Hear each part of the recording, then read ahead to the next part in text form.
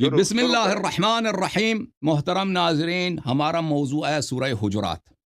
سورہ حجرات میں اللہ تعالیٰ نے شیخین کی مذمت کی ہے، تعریف نہیں کی ہے.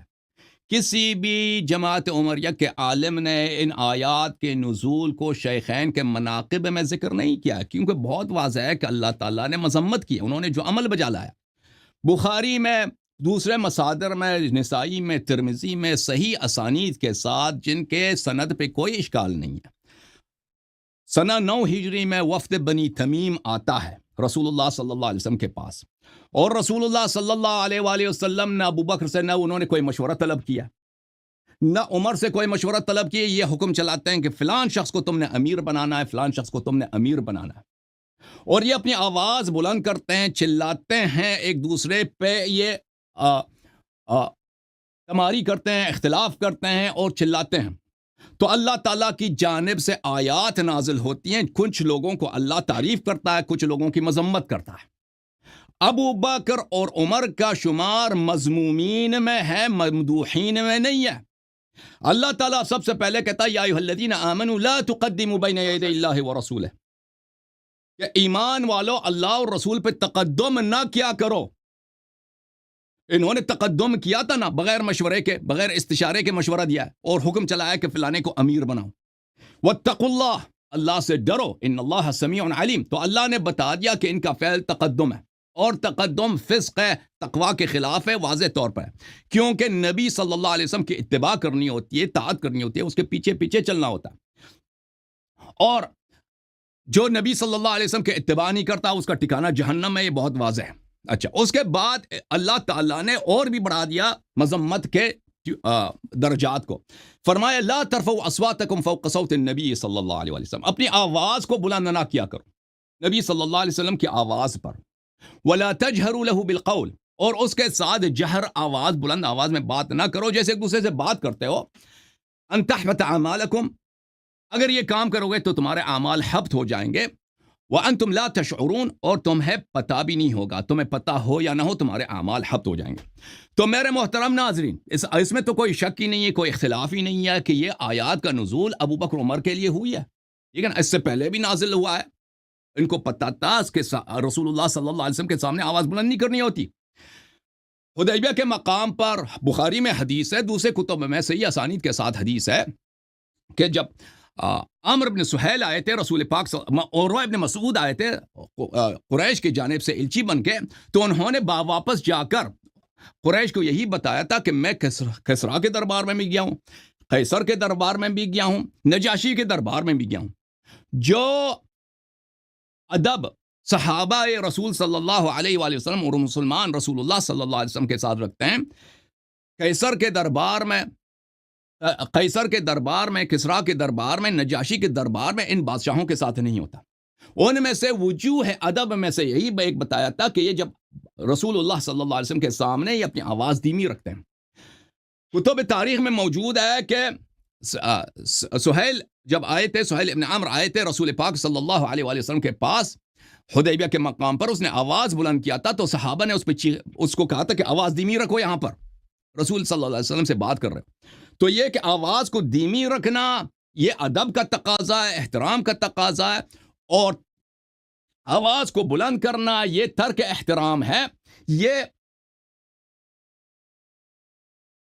جمع ان کے کتب میں، بلکہ یہ تو واضح بات ہے، پہلے سے معلوم تھا.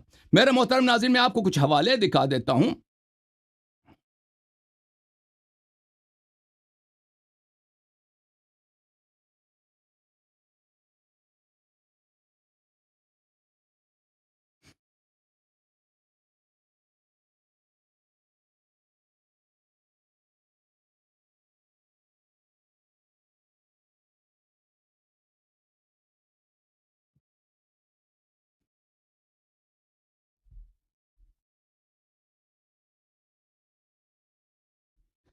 یہ کتاب بخاری چاپ دار احیاء تراث العربی، یہاں پہ ملاحظہ فرمائیے، باب خوف المؤمن ان یحبط عمله وهو لا يشعر. ان رسول الله صلى الله عليه وسلم خرج يخبر بليلة القدر فتلاحى رجلان من المسلمين فقال إني خرجت لأخبركم بليلة القدر وإنه تلاحى فلان وفلان فرفعت وعسى أن يكون خيرا لكم التمسوها في 7 و9 و5. یہ آیا یہ دیکھیں اس باب کا عنوان کیا ہے؟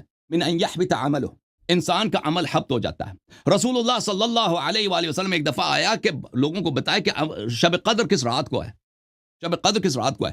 دو صحابہ آپس میں جھگڑے کرنے لگے تو رسول اللہ صلی اللہ علیہ وآلہ وسلم نے فرمایا کہ یہ ان دونوں کے جھگڑے کی وجہ سے اب تم لوگ محروم ہو گئے ہو کہ تمہیں شب قدر کے اعمال کا پتہ چلے، شب قدر کا وقت کب ہے وہ پتہ چلے. تم اس کو تلاش کرو 27ویں میں، 29ویں میں اور 25ویں میں. اچھا، اس حدیث کے ذیل میں فتح الباری میں دوسرے کتب میں کہ بخاری نے اس روایت کو یہاں پہ کیوں لایا ہے، یہاں اس روایت کو بخاری نے اس باب میں کیوں لایا؟ باب کا عنوان ہے حبط اعمال، حبط اعمال.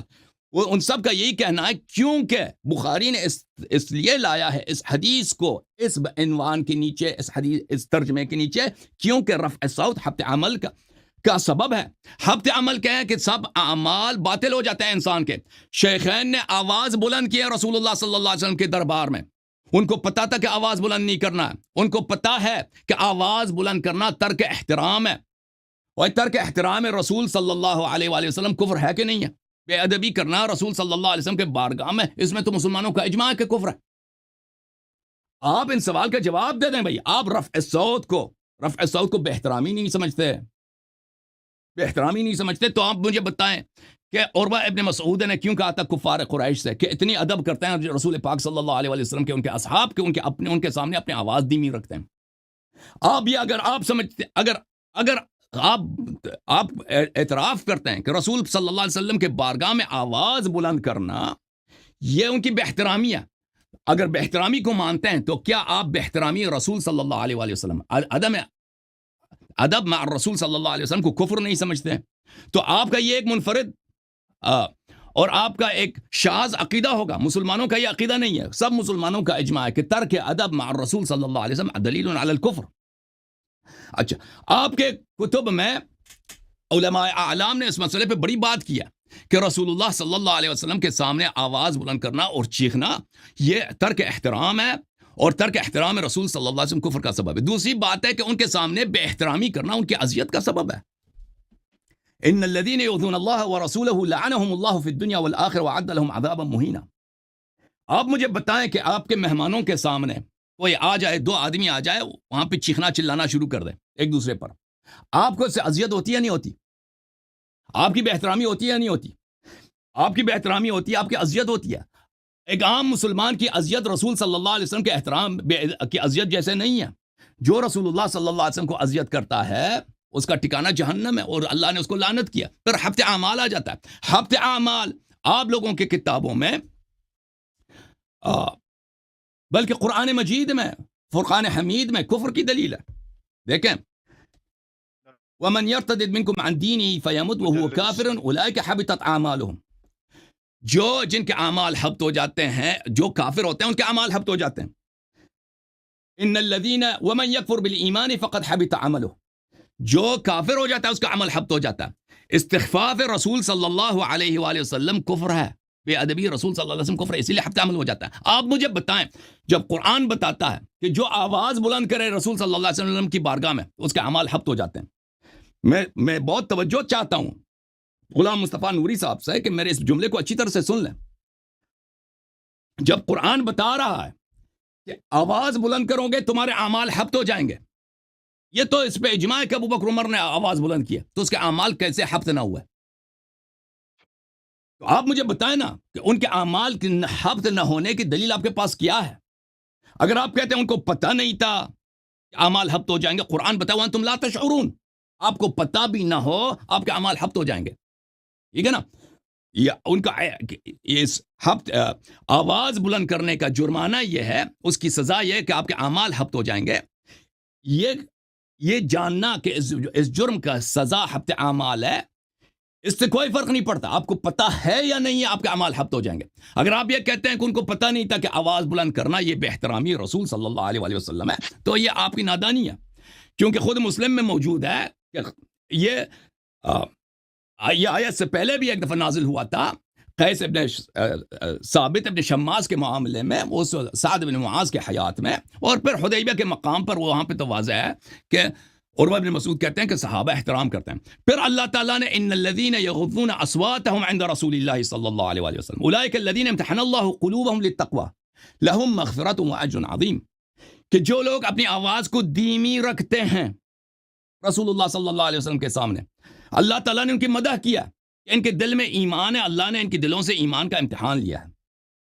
لہم مغفرۃ واجر عظیم، ان کے لیے مغفرت ہے اور اجر عظیم ہے. علامہ صاحب آپ مجھے بتائیں کہ ابو بکر عمر کا شمول کس گروہ میں اس آیت کے نزول کے وقت؟ ان لوگوں میں ہیں جنہوں نے اپنی آواز دھیمی رکھی ہے، اللہ نے ان کی مدح کیا، یا ان لوگوں میں جنہوں نے اپنی آواز بلند کی ان کے اعمال حبط ہو گئے؟ تو واضح طور پہ کہ ابو بکر عمر کا اس گروہ میں شامل ہے جن کا اعمال حبط ہو گئے. یہ واضح طور پر اللہ تعالیٰ نے ابو بکر عمر کی تعریف نہیں کی ہے، اللہ تعالیٰ نے ابو بکر عمر کی مذمت کی اور حبط اعمال کا خبر دیا اور بتایا کہ یہ احترام رسول صلی اللہ علیہ وسلم نہیں کرتے. تو یہ آیا ان الذین یغضون اصواتهم، کہ جو لوگ اپنی آواز دھیمی رکھتے ہیں اللہ تعالیٰ نے ان سے ایمان کا امتحان لیا ہے، ایمان کا امتحان لیا ہے اور ان کے لیے مغفرت اور اجر عظیم ہے. تو واضح طور پر بتا رہا ہے کہ آیت کے نزول کے وقت ایسے لوگ تھے جو اپنی آواز دھیمی رکھتے تھے. تو آپ اگر یہ بہانہ بنائیں کہ ان کو پتہ نہیں تھا جی آیت تو پہلے نازل نہیں ہوا تھا، تو واضح طور پر خود آیات بتا رہے ہیں کہ یہ وہاں پہ لوگوں کو پتہ تھا کہ آواز دھیمی رکھنا. اچھا مزید یہ اچھی طرح سے آپ توجہ کریں علامہ صاحب اور اس کا جواب دے دیں. ان دونوں کے آپس میں جھگڑا ہوا گیا، ابو بکر عمر کا رسول صلی اللہ علیہ وسلم کے بارگاہ میں، اور ایک دوسرے پہ چلا رہے ہیں، بے ادبی کا مظاہرہ کر رہے ہیں. اچھا قرآن مجید فرماتا ہے فلا وربک لا یؤمنون حتی یحکموک فیما شجر بینہم، تیرے رب کی قسم، تیرے پروردگار کی قسم، ان کی ایمان ہی نہیں ہے اس وقت تک کہ اگر فیما شجر بینہم، جب ان کے درمیان کوئی مشاجرہ پیدا ہوتا ہے تو آپ کو حکم بنا لیں. تو آپ مجھے بتائیں جب اللہ تعالیٰ فرما رہا ہے جب مشاجرہ پیدا ہو آپ نے رسول صلی اللہ علیہ وسلم کو قاضی بنانا ہے، آپس میں مشاجرہ کو چھوڑ دینا. اگر رسول صلی اللہ علیہ وسلم کو قاضی نہیں بنایا، حکم نہیں بنایا، تو اللہ کہہ رہا قسم کھا کے کہتا ہے کہ آپ کا ایمان ہی نہیں ہے. ٹھیک ہے نا؟ تو آپ مجھے بتائیں ابو بکر عمر نے یہاں پہ تو آپس میں چلاتے رہے یہاں تک کہ آیات ان کی مذمت میں نازل ہو گئی ہے. رسول صلی اللہ علیہ وسلم کو ان دونوں نے حکم نہیں بنایا، جبکہ قرآن مجید واضح طور پہ قسم کہہ رہا ہے کہ آپ نے اگر حکم نہیں بنایا ہے تو آپ کا ایمان ہی نہیں ہے. پھر میرے محترم ناظرین اس کے بعد والے آیت کی طرف توجہ کیجیے. ان الذین ینادونک من وراء الحجرات اکثرهم لا یعقلون، یہ بھی اسی واقعے میں نازل ہوئی ہے اور اللہ تعالیٰ جھوٹ نہیں کہتا. اگر انہوں نے آواز بلند کی ہے تو پکارا ہے تو اللہ نے نازل کیا، اور اللہ تعالیٰ نے ابو بکر عمر کا شمار کن لوگوں میں نے کیا؟ ان لا یعقلون میں کیا ہے. لا یعقل ان شر الدواب عند اللہ الصم البکم الذین لا یعقلون. آپ مجھے ایک جگہ قرآن میں دکھائیے کہ لا یعقلون کی جو صفت ہے وہ کسی مومن کے لیے استعمال ہوئی ہو، کسی ممدوح کے لیے جو قابل ستائش قابل مدح ہے اس کے لیے استعمال ہوئی. ہر جگہ لا یعقلون کے جو صفت ہے ان لوگوں کے لیے جو بدترین کافر ہوتے ہیں یا بدترین منافق ہوتے ہیں ان کے لیے استعمال ہوئی ہے. یہ اللہ کے آیات ہیں، ان کے پہ ایمان اور تصدیق کرنا واجب ہے، اور اس میں کوئی نزاع ہی نہیں ہے کہ یہ ابو بکر عمر کے متعلق نازل ہوئے. اچھا میرے محترم ناظرین، تو یہاں پر میں اپنی گفتگو کا دوبارہ سمیٹ لیتا ہوں. انہوں نے تقدم کیا ہے رسول صلی اللہ علیہ وسلم پر. تقدم فسق ہے، تولی واجب ہے، اتباع واجب ہے، تولی حرام ہے. تقدم نہ صرف فسق ہے بلکہ کفر ہے. آواز بلند کیا، عدم احترام رسول صلی اللہ علیہ وسلم کفر ہے، اذیت رسول صلی اللہ علیہ وسلم کفر ہے. حبط اعمال ان پہ لاگو ہوتا ہے، حبط اعمال کفار کے لیے ہوتا ہے. متعدد طرق سے ان کا کفر ثابت ہو گیا. ان کے بعد اللہ تعالیٰ نے مدح کیا ہے ان جو لوگ آواز دھیمی رکھتے ہیں اللہ نے ان کے دلوں میں ایمان کا امتحان لیا، ان کے لیے مغفرت و اجر عظیم ہے. اللہ نے بتا دیا کہ ان کے لیے نہ اجر عظیم ہے، نہ مغفرت، نہ ان کے دلوں میں ایمان ہے. بلکہ بتائے یہ وہ ہیں جو احترام رسول صلی اللہ علیہ وسلم نہیں کرتے. کیسے مسلمان ہو سکتے ہیں، کیسے مومن ہو سکتے ہیں؟ ان کے تو اعمال ہی حبط ہو گئے. پھر اللہ تعالیٰ نے بتا دیا کہ ان کا شمار کن لوگوں میں، ان الذین ینادونک من وراء الحجرات اکثرهم لا یعقلون، ان لوگوں کے لیے کہ ان شر الدواب عند اللہ الصم البکم الذین لا یعقلون، ان میں ان کا شمار ہے کہ اللہ سے بدترین مذمت ہے ہی نہیں قرآن میں جو ابو بکر عمر کے لیے نازل ہوئی ہے. ٹھیک ہے نا؟ پھر میرے محترم ناظرین، انہوں نے رسول اللہ صلی اللہ علیہ وسلم کو حکم نہیں بنایا. آپس میں جھگڑا کرنے کے بجائے رسالت پناہ صلی اللہ علیہ وسلم کی حکمت سے، علم نبوت سے، ہدایت ربانی سے استفادہ کرتے. فلا وربک لا یؤمنون حتی یحکموک فیما شجر بینہم. رسول صلی اللہ علیہ وسلم کو حکم نہیں بنایا. اللہ نے قسم کھا کے کہہ دیا کہ مشاجرہ میں جو رسول کو حکم نہیں بناتا وقت ختم وہ ہو گیا، مومن وقت مسلمان ختم. ہے ہی نہیں. اللہم صل